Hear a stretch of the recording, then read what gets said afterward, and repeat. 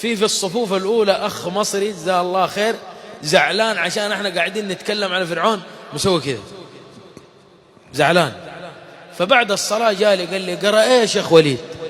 والله بقالي 15 سنة في السعودية، فرعون طلع فرعون نزل، فرعون أكل فرعون شرب، ما فيش أبو جهل ولا عشانه سعودي انت ملك ومال فرعون، ادونا عن أبو جهل.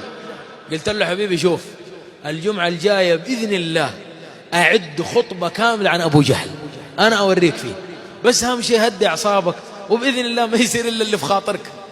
الجمعة اللي بعدها جيت لقيت الآدم مسنتر في الصف الأول ومعاه ضيوف، ونسيت إني مواعده اليوم في خطبة الجمعة. وهو جالس أول ما جيت قلت السلام عليكم ورحمة الله وبركاته، صار يدق اللي جنبه يقول له النهاردة الخطبة عن أبو جهل.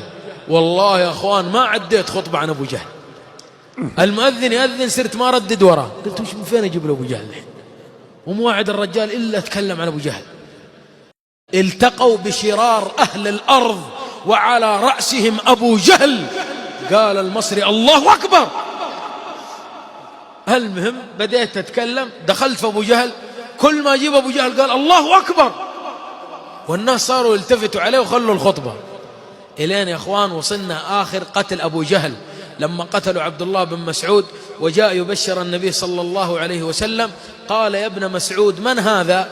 قال هذا أبو جهل يا رسول الله. طبعا المصري جزاه الله خير مسوي كذا مبسوط وفرحان داخل جو في الخطبة. قلت فقال النبي صلى الله عليه وسلم من هذا يا ابن مسعود؟ قال هذا أبو جهل يا رسول الله. فسجد سجود شكر لله وقال فرعون هذه الأمة. مصري سوى كذا قال لي قرأ يا شيخ وليد، هو فرعون ورانا لازم في كل خطبة تجيبوا لنا فرعون ولا لازم تبوظوا الخطبة؟ قلت الله يجمعنا وإياك.